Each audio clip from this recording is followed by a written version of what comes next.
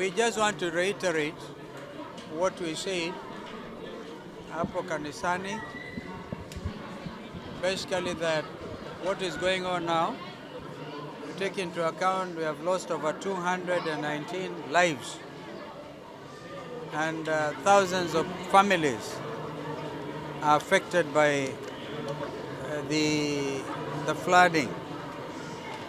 So as Mheshimiwa Ojieng tried to explain, if this is declared a national disaster, which it is, even if they declare it or not, but the beauty about declaring it a national disaster is it draws partnership response.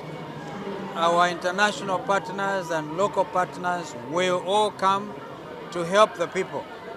Because look at the families, for example, of the 10 or so people who died in Sultan Ahmad because of that Solen River. They have left behind families, and those families will need a lot of support. Look at the tragedy in Mai Mahiu. The dam, we still suspect there could be people who are still covered under the mud and whatever. And so as our defense forces and others try to work, because it's the time the country really should be seen to work together, this effort will be made easy if it is declared a national disaster. We don't know why they are prevaricating, where they are hawajui, hawataki, hawajui. We don't understand. And so that's number one. Number two, tumesikia vile wengine wamejibu Raila. Jana Mukuru aliongea kama kiongozi wa Azimio.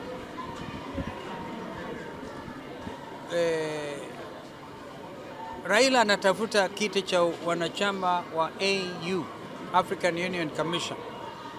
Na sijui kama wenzetu hawa walikuwa kidhani they can compromise Raila Odinga.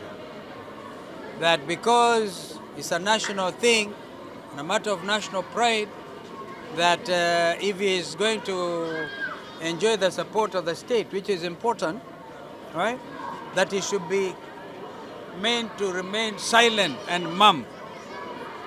Now we want to remind them Raila Odinga remains the leader of Azimio la Umoja until he gets the chairmanship of AU. When that happens, then we'll have our own succession ideas, succession lineup.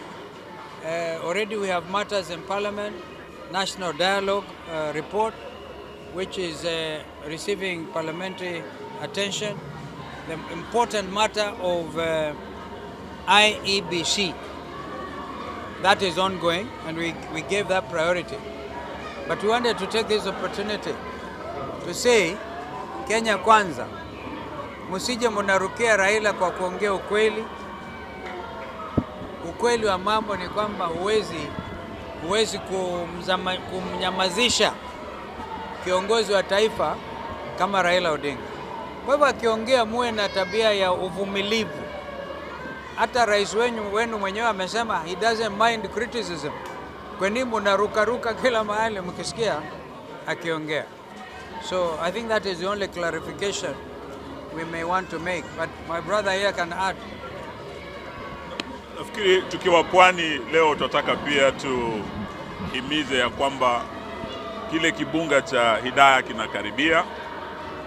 Tumeelezwa ya kwamba kinaingia kule pwani ya Tanzania, kutoka kule kitaelekea Zanzibari na kuelekea Mombasa.